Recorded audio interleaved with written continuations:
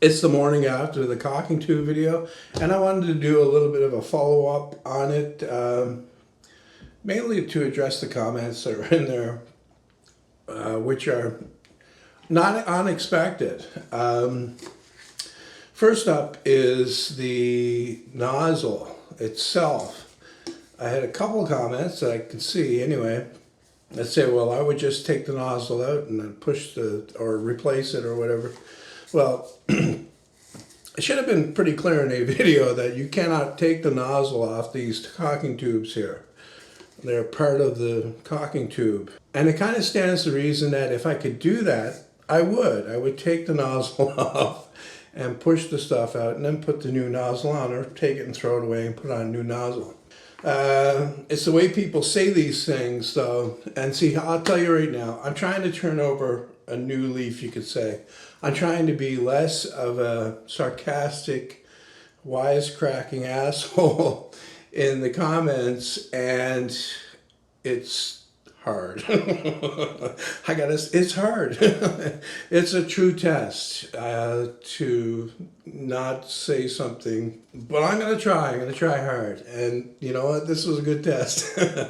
Because people say this to you, they make a comment like, well, I would just take this, like they're talking to a 10-year-old, you know, like they're talking to someone who's never handled a caulking tube. So yeah, the nozzle is not removable on these types of caulking tubes.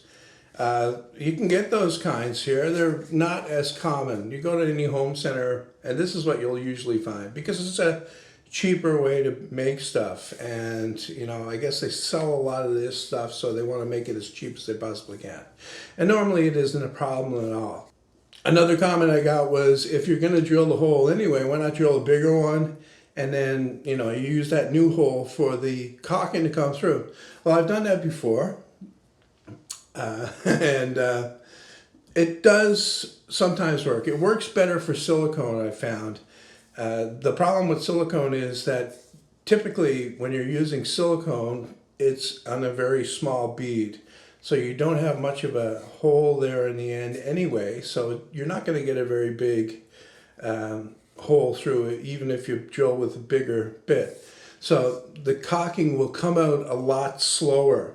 And often, well, it's particularly a problem with this one right here. This will crumble. The hardened stuff will crumble inside the nozzle after you drill the hole, like it did in the video, actually, if you were paying attention.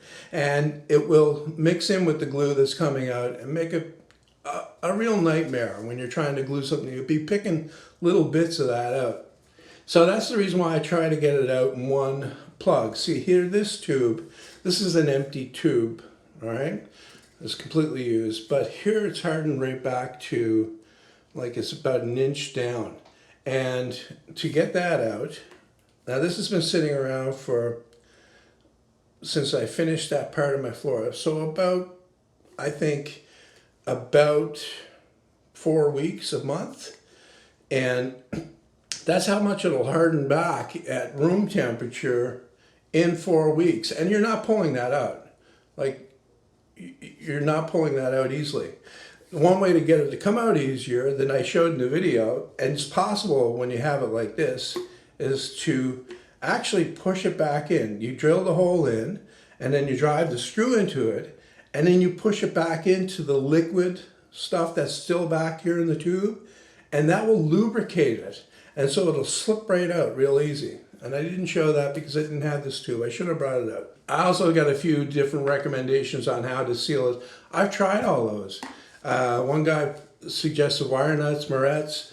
Moret will fit on this here, but my experience tells me it doesn't make a good seal. You wouldn't find a Moret big enough. If you did, you wouldn't have it actually to fit on this, you know, tip up here. It's too big.